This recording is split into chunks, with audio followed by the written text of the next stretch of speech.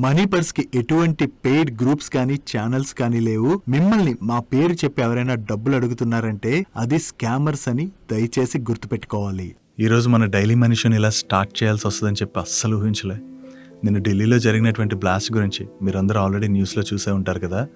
అసలు ఈ బ్లాస్ట్ ఎందుకు జరిగింది అన్న దాని గురించి మన ఇన్వెస్టిగేషన్ ఏజెన్సీస్ అన్నీ కూడా ఇన్వెస్టిగేషన్ జరుపుతున్నాయి. కొంతమంది ఏమంటున్నారంటే ఈ కార్లో సిఎన్జీ ఉంటుంది కదా, ఆ సిఎన్జీ వల్ల జరిగి ఉండొచ్చు అని చెప్పి అనుమానం వ్యక్తం చేస్తున్నారు. అండ్ ఉగ్రవాద చర్య కోణంలో కూడా ఆల్రెడీ ఇన్వెస్టిగేషన్ అయితే జరుగుతున్నది. నిజాలు ఏంటన్నది మనకి త్వరలోనే బయటకు వస్తాయి. కానీ ఏదైనా సరే ఈ బ్లాస్ట్ జరగడం వల్ల చనిపోయిన ప్రతి ఒక్కరి ఆత్మకి కూడా శాంతి చేకూరాలని చెప్పి మనస్ఫూర్తిగా కోరుకుందాం. అండ్ గాయపడిన వాళ్ళందరూ కూడా త్వరగా కోలుకోవాల్సి ఉన్నది. సో ఈరోజు మన ప్రైమ్ మినిస్టర్ నరేంద్ర మోడీ గారు కూడా మాట్లాడుతూ ఆ బ్లాస్ట్ వెనక ఒకవేళ ఎవరైనా ఉన్నట్టు బయటపడింది అనుకోండి, వాళ్ళని కఠినంగా శిక్షిస్తామంటున్నారు. కఠినంగా శిక్షించడం అంటే ఎలా ఉండాలంటే, మరొక్కసారి మన దేశం వైపు కన్నెత్తి చూడాలన్నా లేదా ఇటువంటి పిరికి పంద చర్యలకి మళ్ళీ పాల్పడాలన్నా కూడా భయపడే విధంగా శిక్షలు అయితే అమలు చేయాల్సి ఉన్నది. సో ఇన్వెస్టిగేషన్ జరుగుతుంది కదా, త్వరలోనే నిజాలు కూడా మనకి తెలుస్తాయి. సో ఇంకా ఏది కన్ఫర్మ్ అవ్వలేదు కాబట్టి సంయమనం అయితే పాటిద్దాం. బట్ ఈ బ్లాస్ట్లో చనిపోయిన ప్రతి ఒక్కరి ఆత్మకి కూడా శాంతి చేకూరాలని మరొకసారి మనందరి తరపున కూడా ఆ భగవంతుని ప్రార్థిస్తూ మన డైలీ మనిషిని అయితే స్టార్ట్ చేసేద్దాం. ముందుగా మార్కెట్ అప్డేట్ చూసినట్లయితే ఈ రోజు సెషన్ లో సెన్సెక్స్ 335 పాయింట్స్ పెరిగి 83,871 పాయింట్స్ కి క్లోజ్ అయినట్లయితే నిఫ్టీ 120 పాయింట్స్ పెరిగి 25,694 పాయింట్స్ కి క్లోజ్ అయింది. అండ్ ఈ రోజు సెషన్ లో మిడ్ క్యాప్ ఇండెక్స్ 0.42% పెరిగినట్లయితే small cap index almost flat గా క్లోజ్ అయింది. అండ్ బ్యాంక్ నిఫ్టీ 0.35% పెరిగింది. ఈ రోజు మార్నింగ్ ఆల్మోస్ట్ ఫ్లాట్ గా ఓపెన్ అయినటువంటి మన ఇండియన్ మార్కెట్ లో దాని తర్వాత కొంత ప్రెషర్ క్రియేట్ అయినా కూడా సెకండ్ హాఫ్ నుంచి కూడా మన మార్కెట్ లోని బాగానే రికవరీ కనపడింది. మార్కెట్ లోని ఈ పాజిటివ్ మూమెంటం కనపడడానికి మార్కెట్ రిలేటెడ్ గా కొన్ని పాజిటివ్ న్యూస్లు అయితే ఉన్నాయి. ముందుగా Donald Trump India and US మధ్యన ఫెయిర్ ట్రేడ్ డీల్ అయితే జరగబోతున్నది. త్వరలోనే ఈ ట్రేడ్ డీల్ అయితే జరుగుతుంది. ఈ ట్రేడ్ డీల్ వల్ల రెండు కంట్రీస్ కూడా బెనిఫిట్ పొందబోతున్నాయి. And prime minister Narendra Modi నాకు చాలా క్లోజ్ ఫ్రెండ్ అన్నట్టుగా ఆయన దగ్గర నుంచి స్టేట్మెంట్స్ అయితే వచ్చాయి. సో కంటిన్యూస్ గా యుఎస్ దగ్గర నుంచి వస్తున్నటువంటి ఈ స్టేట్మెంట్స్ తోని ఇండియా అండ్ యుఎస్ మధ్యన ట్రేడ్ డీల్ త్వరలోనే జరగచ్చు అని చెప్పి హోప్స్ అయితే మార్కెట్ లో బాగానే పెరుగుతున్నాయి. ఈవెన్ ఈ ట్రేడ్ డీల్ రిలేటెడ్ గా పీయూష్ గోయల్ గారు కూడా మాట్లాడుతూ India farm and dairy sectors related గా ఈ ట్రేడ్ డీల్ లోని కాంప్రమైజ్ అయ్యేటువంటి ప్రసక్తే లేదని, ఫస్ట్ నుంచి కూడా దీని రిలేటెడ్ గానే ఇండియా అయితే స్ట్రాంగ్ గా ఫైట్ చేస్తుంది. ఇప్పటికి కూడా ఇండియా అయితే దీనిపైన స్ట్రాంగ్ గా కమిట్ అయి ఉన్నది. అంటే ఈ సెక్టర్స్ రిలేటెడ్ గా యుఎస్ ఫుల్ ఫ్లెజ్డ్ యాక్సెస్ అయితే అడుగుతున్నది కదా. ఈ ఫుల్ ఫ్లెజ్డ్ యాక్సెస్ ఇచ్చినట్లయితే మన రైతులు నష్టపోయేటువంటి అవకాశం ఉన్నది. కాబట్టి ఇండియా అయితే ఈ విషయంలో వెనక్కి తగ్గదు. రెండు కంట్రీస్ మధ్యన ఈ సెక్టర్ రిలేటెడ్ గా వెనక్కి తగ్గకుండానే ట్రేడ్ డీల్ జరుగుతుంది అన్నట్టుగా ఆయన దగ్గర నుంచి కూడా స్టేట్మెంట్స్ అయితే వచ్చాయి. నిజంగా ఈ రెండు సెక్టర్స్ రిలేటెడ్ గా ఇండియా వెనక్కి తగ్గకుండా ఈ ట్రేడ్ డీల్ కనుక జరిగినట్లయితే అది మన రిలేటెడ్ గా పాజిటివ్ గా చూడొచ్చు. అండ్ ఈ ట్రేడ్ డీల్ రిలేటెడ్ న్యూస్ తో పాటుగా యుఎస్ గవర్నమెంట్ షట్ డౌన్ కూడా త్వరలోనే క్లోజ్ అయిపోవచ్చు అని చెప్పి మార్కెట్ లో కంటిన్యూస్ గా హోప్స్ అయితే బిల్డ్ అవుతున్నాయి. త్వరలోనే US government shut down close అయినట్లయితే అది మార్కెట్స్ కి అయితే పాజిటివ్ గానే చూడొచ్చు. వీటితో పాటు రీసెంట్ గా యుఎస్ ఫెడ్ చైర్ అయినటువంటి జెరోమ్ పవెల్ గారు మాట్లాడుతూ ఈసారి అంటే డిసెంబర్ మంత్ లోని ఫెడ్ మీటింగ్ ఏదైతే ఉన్నదో ఈ ఫెడ్ మీటింగ్ లోని రేట్ కట్ అయితే ఉండకపోవచ్చు అన్నట్టుగా ఆయన స్టేట్మెంట్స్ ఇచ్చారు కదా.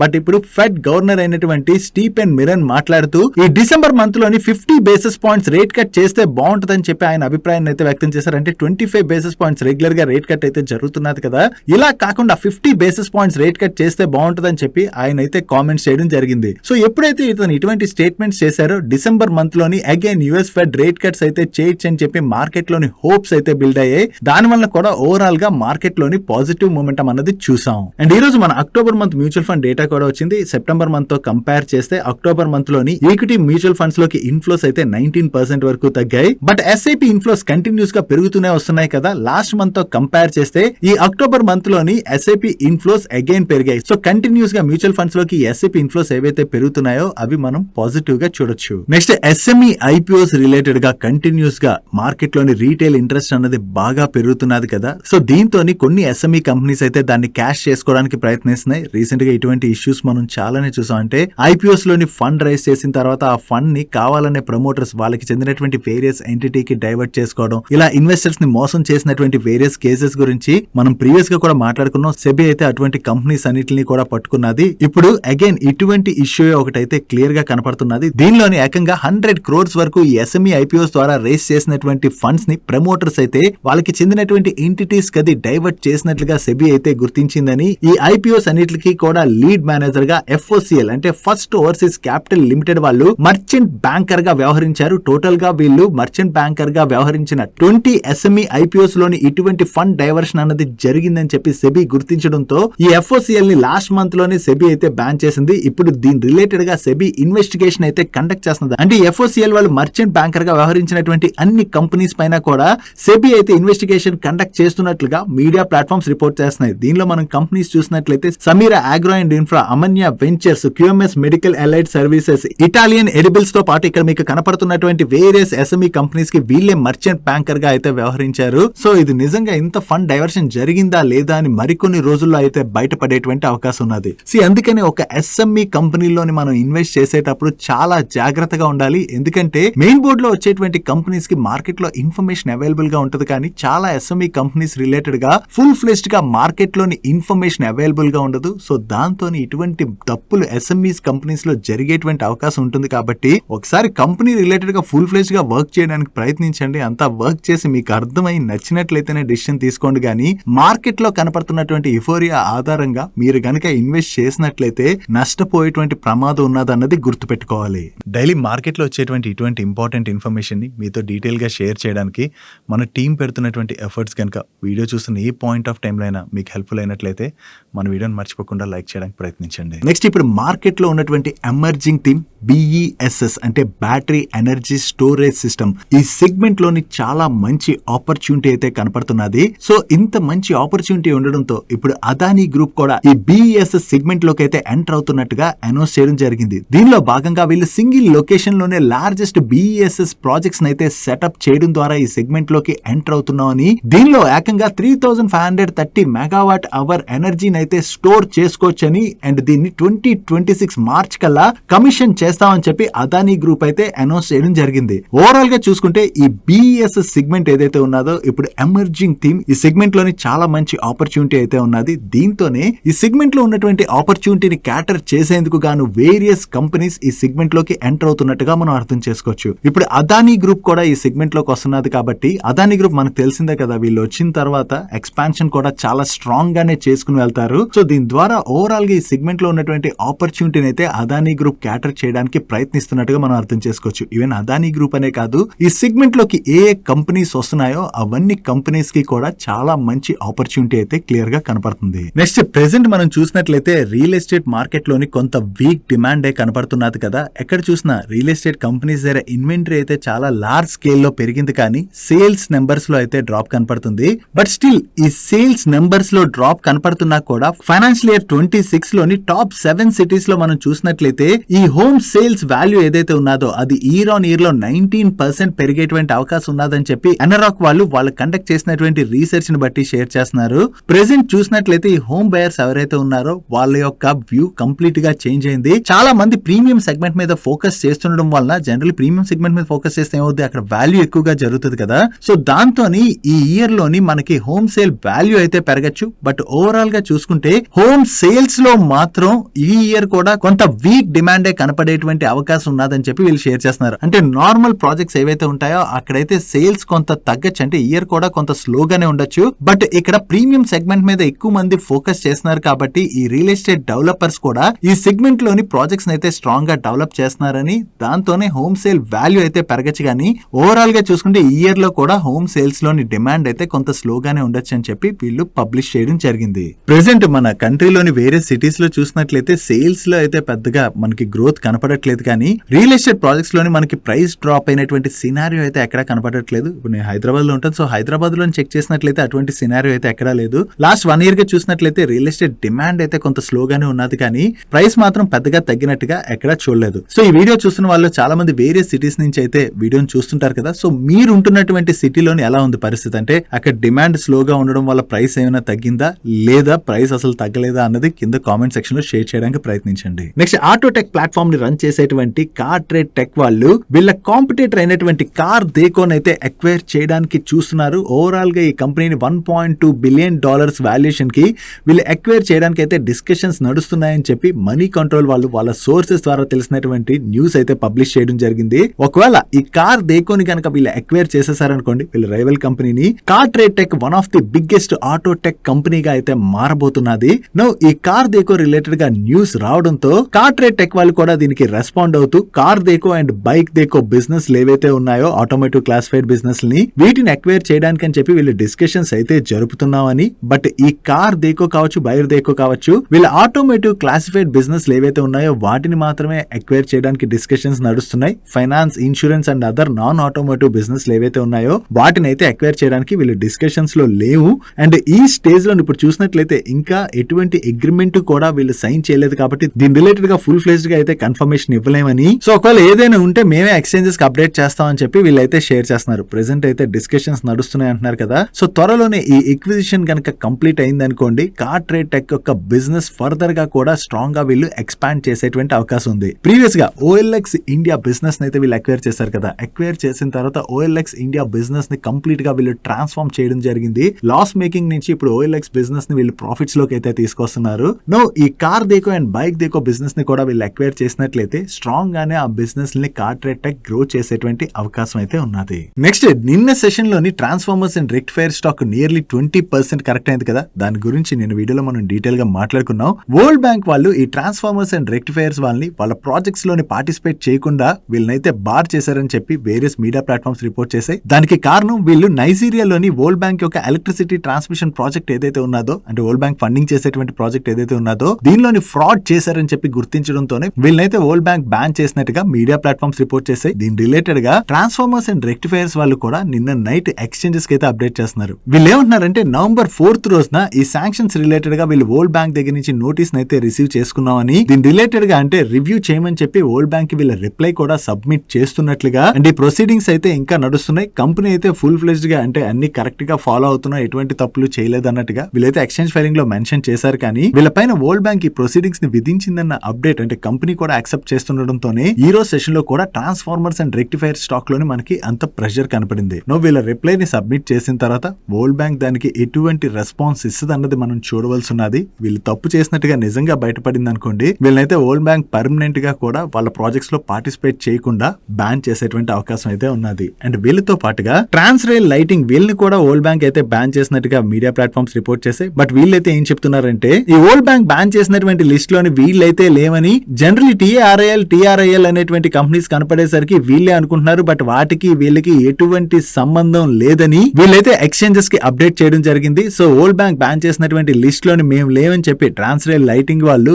ఈ ఎక్స్చేంజెస్ కి అప్డేట్ చేయడంతోనే ఈ రోజు సెషన్ లో ట్రాన్స్ రైల్ లైటింగ్ స్టాక్ లో కొంత పాజిటివ్ మూమెంటం కనపడింది. నెక్స్ట్ డిఫెన్స్ సెక్టర్ లోని వాళ్ళ సర్వీసెస్ ను ఆఫర్ చేసేటువంటి Paras defence and space technologies limited వాళ్ళకి మినిస్ట్రీ ఆఫ్ డిఫెన్స్ దగ్గర నుంచి కొత్తగా ఒక కాంట్రాక్ట్ వచ్చింది. ఈ contract value approximately 35.68 crores. And ఈ కాంట్రాక్ట్ లో భాగంగా వీళ్ళు మినిస్ట్రీ ఆఫ్ డిఫెన్స్ కి యాంటీ డ్రోన్ సిస్టమ్ అయితే సప్లై చేయవలసి ఉన్నది. అండ్ ఈ కాంట్రాక్ట్ ని 2026 మే కల్లా వీళ్ళు ఎగ్జిక్యూట్ చేయాలి. యాక్చువల్లీ ఆపరేషన్ సింధూర్ టైంలోనే మనం చూసాం కదా డ్రోన్ యూసేజ్ ఎంతలా చేశారని. సో శత్రు దేశాల నుంచి వచ్చేటువంటి డ్రోన్ అటాక్స్ ఏవైతే ఉంటాయో వాటి నుంచి మనల్ని ప్రొటెక్ట్ చేసుకునేందుకు గాను డిఫెన్స్ లోని గవర్నమెంట్ అయితే ఈ యాంటీ డ్రోన్ సిస్టమ్ ని స్ట్రాంగ్ గానే యూస్ చేస్తుంది. దీనిలో భాగంగానే ఈ యాంటీ డ్రోన్ సిస్టమ్ రిలేటెడ్ గా వర్క్ చేసేటువంటి కంపెనీస్ ఏవైతే ఉన్నాయో వాటికి గవర్నమెంట్ నుంచి మంచి ఆర్డర్స్ వస్తున్నాయి. నెక్స్ట్ గ్రాన్యువల్స్ ఇండియా లిమిటెడ్ వాళ్ళకి granules life sciences private limited అనేటువంటి ఒక సబ్సిడరీ కంపెనీ ఉన్నది. ఈ సబ్సిడరీ తయారు చేసినటువంటి ఒక ప్రొడక్ట్ కి ప్రీ అప్రూవల్ ఇన్స్పెక్షన్ రిలేటెడ్ గా US FDA వాళ్ళు జూలై 28 నుంచి ఆగస్ట్ 1 మధ్యన ఇన్స్పెక్షన్ అయితే కండక్ట్ చేశారు. దీనిలో భాగంగా వీళ్ళకి ఒక అబ్జర్వేషన్ కూడా వచ్చింది. అండ్ ఈ అబ్జర్వేషన్ ఏదైతే వచ్చిందో దానికి స్టిపులేటెడ్ టైమ్ లైన్ లోని వీళ్ళ రెస్పాన్స్ ని కూడా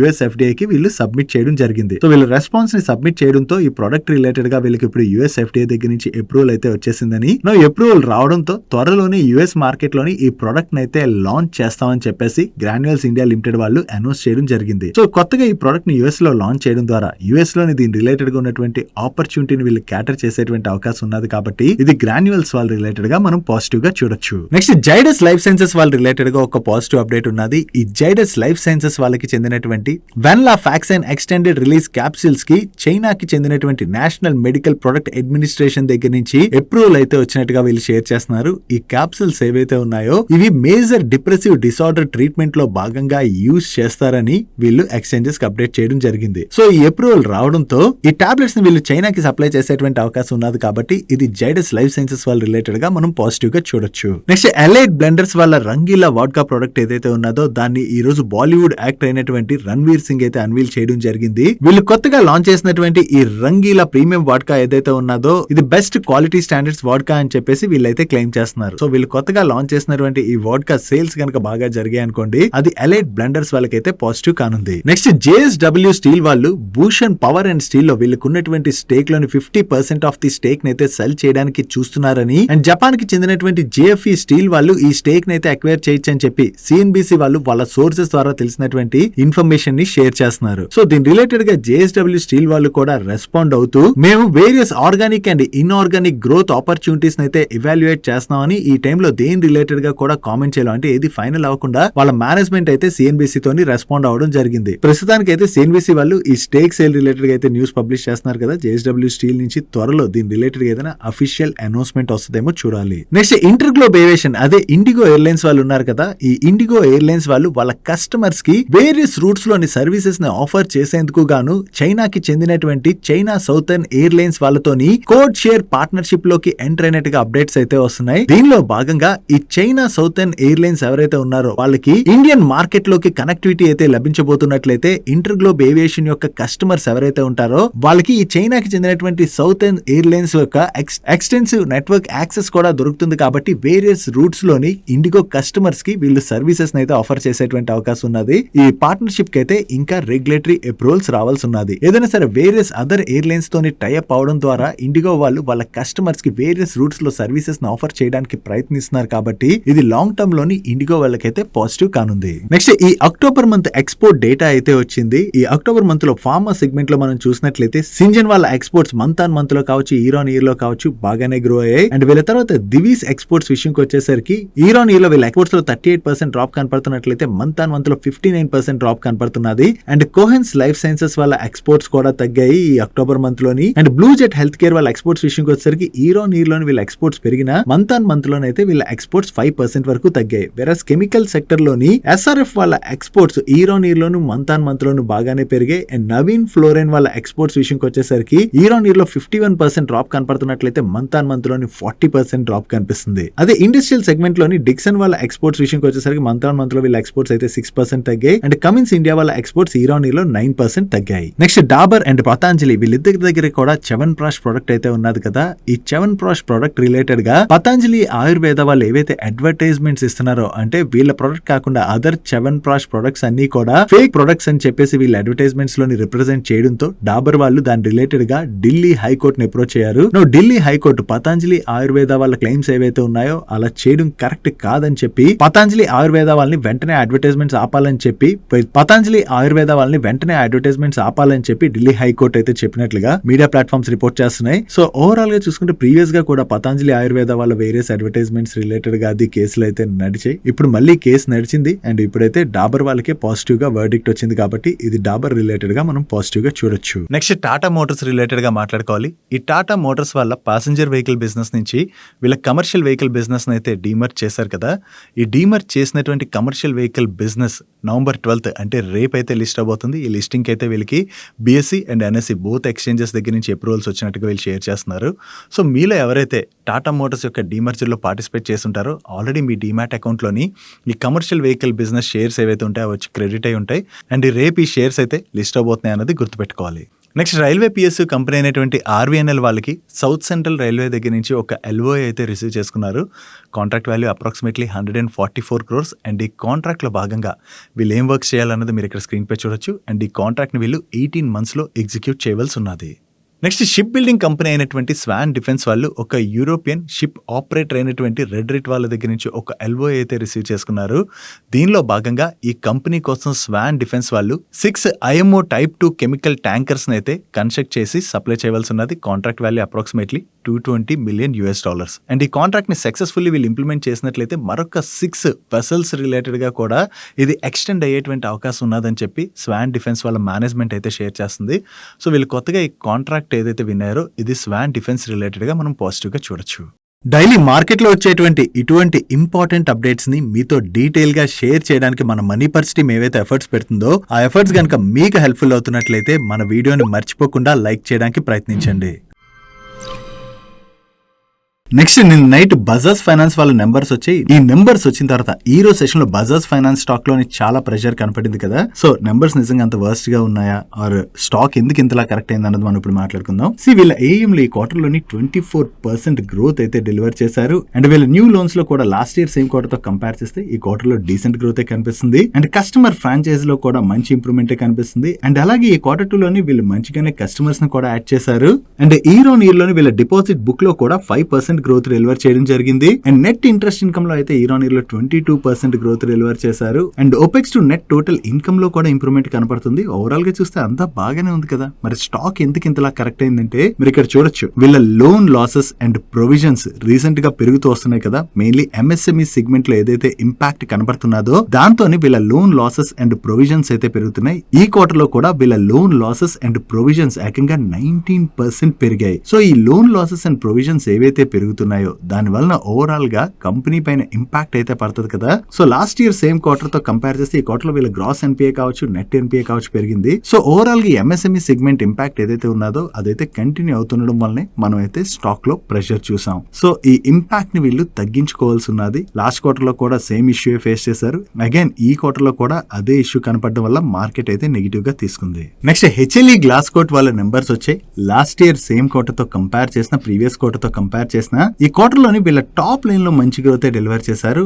కానీ లాస్ట్ ఇయర్ సేమ్ క్వార్టర్ లోని వీళ్ళు 14.42 crores ప్యాట్ జనరేట్ చేసినట్లయితే ప్రీవియస్ క్వార్టర్ లో 17.86 crores ప్యాట్ జనరేట్ చేశారు. అండ్ ఈ క్వార్టర్ కి వీళ్ళ ప్రాఫిట్ 13.95 crores కి తగ్గింది. ఇక్కడ రెవెన్యూస్ లో ఇంత గ్రోత్ కనపడుతున్నా ప్రాఫిట్ లో ఈ డ్రాప్ కనపడడానికి రీజన్ ఈ క్వార్టర్ లోని ఓవరాల్ గా వీళ్ళ మెటీరియల్ కాస్ట్ పెరిగింది. అండ్ అలాగే కంపారబుల్ 2 quarters లోని వీళ్ళకి నెగిటివ్ ఇన్వెంటరీ ఎక్స్పెన్సెస్ ఉన్నట్లయితే ఈ క్వార్టర్ లో ఇన్వెంటరీ ఎక్స్పెన్సెస్ కూడా యాడ్ అయ్యాయి. దీంతో పాటు రిమైనింగ్ ఎక్స్పెన్సెస్ కూడా పెరగడం వలన వీళ్ళ ఓవరాల్ ఎక్స్పెన్సెస్ అన్నవి పెరిగిపోయాయి. దీంతో పాటు వీళ్ళ పైన వన్ టైం ఎక్సెప్షనల్ ఇంపాక్ట్ కూడా యాడ్ అయింది. సో ఓవరాల్ గా వీటన్నిటి వలన వీళ్ళ బాటమ్ లైన్ లో అయితే క్లియర్ గా ఈ క్వార్టర్ లో ఇంపాక్ట్ కనిపిస్తుంది. దాంతోనే మనకి ఈ రోజు సెషన్ లో హెచ్ఎల్ఈ గ్లాస్ కోట్ స్టాక్ లోని అంత ప్రెషర్ కనపడింది. నెక్స్ట్ బోరోసిల్ రెన్యూబుల్స్ వాళ్ళ నెంబర్స్ వచ్చాయి. మీకు గుర్తున్నట్లయితే ప్రీవియస్ క్వార్టర్ నెంబర్స్ మనం మాట్లాడుకున్నప్పుడే క్లియర్ గా డిస్కస్ చేసుకున్నాం. వీళ్ళ ఫారెన్ సబ్సిడరీ ఏదైతే ఉన్నదో దాని నుంచి వీళ్ళకి కంటిన్యూస్ గా లాస్ వస్తున్నాయి. ఆ బిజినెస్ అయితే వీళ్ళు కంప్లీట్ గా క్లోజ్ చేసేసారు కాబట్టి దాని యొక్క ఇంపాక్ట్ తగ్గుతుంది. అండ్ అలాగే government of India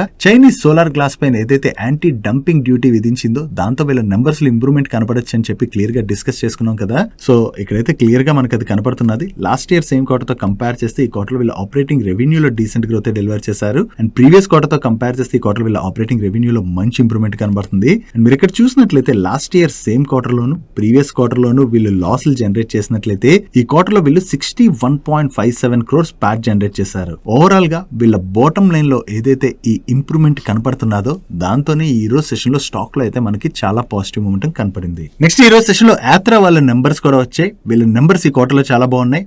year on year లో వీళ్ళ రెవెన్యూస్ లో 48% గ్రోత్ డెలివర్ చేసినట్లయితే ఎబిటాలో 125% గ్రోత్ డెలివర్ చేశారు. అండ్ ప్యాట్ లోని 96% గ్రోత్ డెలివర్ చేయడం జరిగింది. అండ్ ఈ క్వార్టర్ లో వీళ్ళు 20% ఎబిటా మార్జిన్స్ అయితే జనరేట్ చేశారు. ఈవెన్ ప్రీవియస్ క్వార్టర్ తో కంపేర్ చేసిన ఈ క్వార్టర్ వీళ్ళ ఆపరేటింగ్ రెవెన్యూలో మంచి గ్రోత్ డెలివర్ చేయడం జరిగింది. అండ్ ప్రీవియస్ క్వార్టర్ లో వీళ్ళు 15.9 crores ప్యాట్ జనరేట్ చేసినట్లయితే ఈ క్వార్టర్ లోని 14.2 crores ప్యాట్ జనరేట్ చేయడం జరిగింది. ఒకటి ప్రీవియస్ క్వార్టర్ తో కంపేర్ చేస్తే ఈ క్వార్టర్ లోని వీళ్ళ ట్యాక్స్ ఎక్స్పెన్సెస్ అనేవి బాగా పెరిగాయి. ఈ ట్యాక్స్ ఎక్స్పెన్సెస్ ఇంతలా పెరగడంతో పాటు వీళ్ళ ఓవరాల్ ఎక్స్పెన్సెస్ కూడా పెరగడంతో మనకి బాటమ్ లైన్ లో కొంత డ్రాప్ కనపడుతుంది. బట్ ఇయర్ ఆన్ ఇయర్ లో చూసినట్లయితే వీళ్ళ నెంబర్స్ లో చాలా మంచి గ్రోత్ డెలివర్ చేశారు. నెక్స్ట్ హెచ్ఈజీ లిమిటెడ్ వాళ్ళ నెంబర్స్ వచ్చాయి. వీళ్ళ నెంబర్స్ ఎలా ఉన్నాయి చూద్దాం. లాస్ట్ ఇయర్ సేమ్ క్వార్టర్ తో కంపేర్ చేసిన, ప్రీవియస్ క్వార్టర్ తో కంపేర్ చేసిన ఈ క్వార్టర్ లో వీళ్ళ ఆపరేటింగ్ ఇన్కమ్ లోని మంచి గ్రోత్ డెలివర్ చేశారు. And last year same quarter లో వీళ్ళ 82 crores ప్యాట్ జనరేట్ చేసినట్లయితే ప్రీవియస్ క్వార్టర్ లో 104 crores ప్యాట్ జనరేట్ చేయడం జరిగింది. అండ్ ఈ క్వార్టర్ లో వీళ్ళు 143 crores ప్యాట్ జనరేట్ చేశారు. ఓవరాల్ గా ఈ క్వార్టర్ లో వీళ్ళ టాప్ లైన్ లోను, బాటమ్ లైన్ లోను మంచి గ్రోత్ కనపడుతుండడంతోనే ఈ రోజు సెషన్ లో హెచ్ఈజీ స్టాక్ లో పాజిటివ్ మూమెంట్ కనపడింది. నెక్స్ట్ మ్యాప్ మై ఇండియా వాళ్ళ నెంబర్స్ అయితే వచ్చాయి. ఈ క్వార్టర్ లోని వీళ్ళ నెంబర్స్ కొంత వీక్ గానే ఉన్నాయి. ఇయర్ ఆన్ ఇయర్ లోని వీళ్ళ టోటల్ ఇన్కమ్ లో 9.4% గ్రోత్ డెలివర్ చేసినట్లయితే ఎబిటాలో మాత్రం 25% డ్రాప్ కనిపిస్తుంది. అండ్ ప్యాట్ లోని 39% పైన డ్రాప్ కనిపిస్తుంది. Even last year same quarter తో కంపేర్ చేస్తే ఈ క్వార్టర్ లోని వీళ్ళ EBITDA margins and Pat margins కూడా ఇంపాక్ట్ అయ్యాయి. ఈ రిజల్ట్స్ రిలేటెడ్ గా వీళ్ళ మేనేజ్మెంట్ కామెంట్ చేస్తూ Q2 లోని వీళ్ళు కంప్లీట్ గా ఇన్వెస్ట్మెంట్ పైన అయితే ఫోకస్ చేశామని అండ్ ఈ Q2 లోని వీళ్ళ మ్యాపిల్స్ యాప్ లోని ర్యాపిడ్ గ్రోత్ అయితే కనపడిందని వీళ్ళ కోర్ బిజినెస్ అయితే స్ట్రాంగ్ గానే ఉన్నది అండ్ వీళ్ళకి లార్జ్ మార్కెట్ ఆపర్చునిటీస్ కూడా కనపడుతున్నాయని చెప్పి వీళ్ళ మేనేజ్మెంట్ అయితే కామెంట్ చేయడం జరిగింది. బట్ ఓవరాల్ గా ఈ క్వార్టర్ నెంబర్స్ అయితే కొంత వీక్ గా ఉండడంతోనే స్టాక్ లోని ఈ రోజు సెషన్ లో ప్రెషర్ కనపడింది. నెక్స్ట్ కేఈసీ ఇంటర్నేషనల్ వాళ్ళ నెంబర్స్ అయితే వచ్చాయి. వీళ్ళు కంటిన్యూస్ గా ఆర్డర్స్ అయితే విన్ అవుతున్నారు కదా. వీళ్ళ నెంబర్స్ లో కూడా గ్రోత్ బాగానే కనబడుతున్నది. లాస్ట్ ఇయర్ సేమ్ క్వార్టర్ తో కంపేర్ చేస్తే ఈ క్వార్టర్ లోని వీళ్ళ రెవెన్యూస్ లో 19% గ్రోత్ డెలివర్ చేసినట్లయితే ఎబిటా లో 34% గ్రోత్ డెలివర్ చేశారు అండ్ ప్యాట్ లోని 88% గ్రోత్ డెలివర్ చేయడం జరిగింది. Even last year same quarter తో కంపేర్ చేస్తే ఈ క్వార్టర్ వీళ్ళ ఎబిటా మార్జిన్స్ లోను ప్యాట్ మార్జిన్స్ లో కూడా మంచి ఇంప్రూవ్మెంటే కనిపిస్తుంది. అండ్ ఈ ఫైనాన్షియల్ ఇయర్ 26 లోని వీళ్ళు ఇప్పటి వరకు 16,050 crores వర్త్ ఆర్డర్స్ అయితే విన్ అయ్యామని అండ్ వీళ్ళ దగ్గర 39,325 crores వర్త్ ఆర్డర్ బుక్ అయితే ఉన్నట్టుగా వీళ్ళు షేర్ చేస్తున్నారు. ఓవరాల్ గా చూసుకుంటే ఈ క్వార్టర్ లో వీళ్ళ నెంబర్స్ బాగున్నాయి అండ్ వీళ్ళ దగ్గర స్ట్రాంగ్ ఆర్డర్ బుక్ కూడా ఉండడంతోనే ఈ రోజు సెషన్ లో స్టాక్ పాజిటివ్ గా రియాక్ట్ అయింది. నెక్స్ట్ ఈ రోజు సెషన్ లో భారత్ ఫోర్జ్ వాళ్ళ నెంబర్స్ అయితే వచ్చాయి. ఈ క్వార్టర్ లో వీళ్ళ నెంబర్స్ అయితే బాగున్నాయి. లాస్ట్ ఇయర్ సేమ్ క్వార్టర్ తో కంపేర్ చేసిన ప్రీవియస్ క్వార్టర్ తో కంపేర్ చేసిన ఈ క్వార్టర్ లో వీళ్ళ రెవెన్యూస్ లో మంచి గ్రోత్ డెలివర్ చేశారు అండ్ ఈవెన్ ఎబిటా లో కూడా మంచి గ్రోత్ డెలివర్ చేయడం జరిగింది. And last year same quarter లోని వీళ్ళు 243 crores ప్యాట్ జనరేట్ చేసినట్లయితే ప్రీవియస్ క్వార్టర్ లో 283 crores ప్యాట్ జనరేట్ చేయడం జరిగింది అండ్ ఈ క్వార్టర్ లో వీళ్ళు 299 crores ప్యాట్ జనరేట్ చేశారు. ఇప్పుడు మనం కన్సాలిడేటెడ్ బేసిస్ లో నెంబర్స్ చూసాం కదా. బట్ స్టాండ్ అలోన్ బేసిస్ లో చూసినట్లయితే వీళ్ళ రెవెన్యూస్ లో 7.5% డ్రాప్ కనిపిస్తుంది. Mainly North America truck production తగ్గడంతోనే ఈ క్వార్టర్ లోని స్టాండ్ అలోన్ బేసిస్ లోని వీళ్ళ నెంబర్స్ అయితే ఇంపాక్ట్ అయ్యాయని చెప్పి వీళ్ళ మేనేజ్మెంట్ అయితే షేర్ చేస్తుంది. అండ్ ఈ ఫైనాన్షియల్ ఇయర్ ఫస్ట్ హాఫ్ లోని వీళ్ళు ఓవరాల్ గా 1,582 crores వర్త్ న్యూ ఆర్డర్స్ అయితే విన్ అయ్యారు. ఈ స్టాండ్ అలోన్ బేసిస్ లో వీళ్ళ నెంబర్స్ ఇంపాక్ట్ అయినా కూడా వీళ్ళ సబ్సిడరీ కంపెనీస్ మనం చూసాం అనుకోండి. వీళ్ళ సబ్సిడరీ కంపెనీస్ యొక్క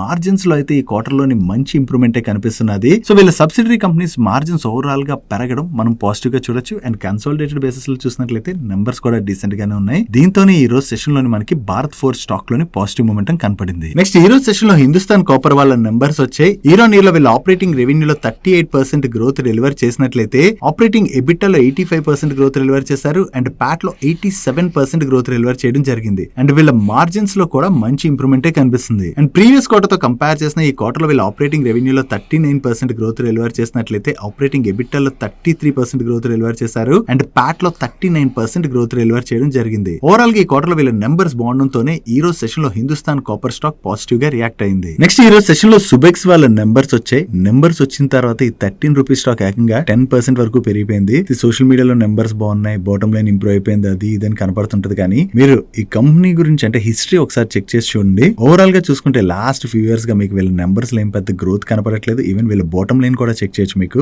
ఎలా ఇంపాక్ట్ అవుతుంది. ఈవెన్ స్టాక్ లో కూడా మనకి మ్యాసివ్ ప్రెషర్ కనపడే చివరికి స్టాక్ అయితే ఆల్మోస్ట్ 13 రూపీస్ కి వచ్చేసింది. ప్రెసెంట్ మీరు నెంబర్స్ చూసినట్లయితే టాప్ లైన్ లోనైతే పెద్దగా గ్రోత్ ఏం లేదు. కానీ మీకు బాటమ్ లైన్ లో ఏదైతే ఇయర్ ఆన్ ఇయర్ లో కొంత ఇంప్రూవ్మెంట్ కనపడిందో దాంతోనే ఈ రోజు సెషన్ లో స్టాక్ అయితే పెరిగింది. కానీ మీరు చాలా సార్లు చూసినట్లయితే ఒకసారి నెంబర్స్ వచ్చినప్పుడు స్టాక్ రియాక్ట్ అవుతుంటుంది పాజిటివ్ గానే, దాని తర్వాత కరెక్ట్ కూడా అవుతూ ఉంటుంది. సో అందుకని ఒక కంపెనీలో ఇన్వెస్ట్ చేసేటప్పుడు మనం కొంత ఫండమెంటల్స్ అవి కూడా చూసుకుని ఇన్వెస్ట్ చేసుకోవాలి. ఓన్లీ ఒక క్వార్టర్ నెంబర్స్ చూసి ఎప్పుడు కూడా మన ఇన్వెస్ట్మెంట్ డిసిషన్ అనేది తీసుకోకూడదు. That's it for today's video guys. And ఈరోజు డైలీ మనిషిలో షేర్ చేసిన ఇన్ఫర్మేషన్ కనుక మీకు హెల్ప్ఫుల్ అయినట్లయితే మన వీడియోని లైక్ చేస్తూ ఛానల్ సబ్స్క్రైబ్ చేసుకోవడం మర్చిపోకండి. నేను చంద్రశేఖర్ పత్రి మరొక ఇంట్రెస్టింగ్ వీడియోతో కలుద్దాం. Good night.